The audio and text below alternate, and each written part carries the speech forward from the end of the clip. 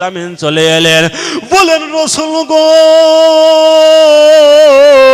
আপনি একবার আকাশের দিকে তাকিয়ে দেখুন। আল্লাহর নবী আকাশের দিকে তাকিয়ে দেখলেন, আকাশ থেকে যেন টোপে টোপে টোপে টোপে পানি পড়তেছে। কিছুক্ষণ পর দেখা গেল আকাশ থেকে যেন একটা লাশ ভেসে চলে আসছে।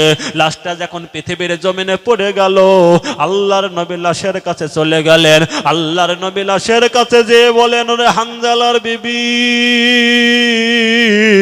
তুমি শুনে নাও, আমার আল্লাহ হানজালার উপরে এত রাজি হয়েছে, আমার আল্লাহ হানজালার উপরে এত খুশি হয়েছে, আমার আল্লাহ পৃথিবীর কোনো পানি দ্বারাই হানজালার গোসল বানায় না।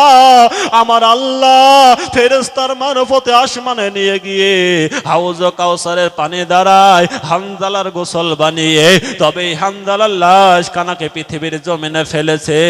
কোরআনের জন্য নবী আমার মার খেলেন, হানজালার জীবনকে বিলিয়ে দিলেন, বিবিকে বিয়ে করলেন, বিবির মায়া করলেন না, সন্তানের মায়া করলেন না, জীবনের মায়া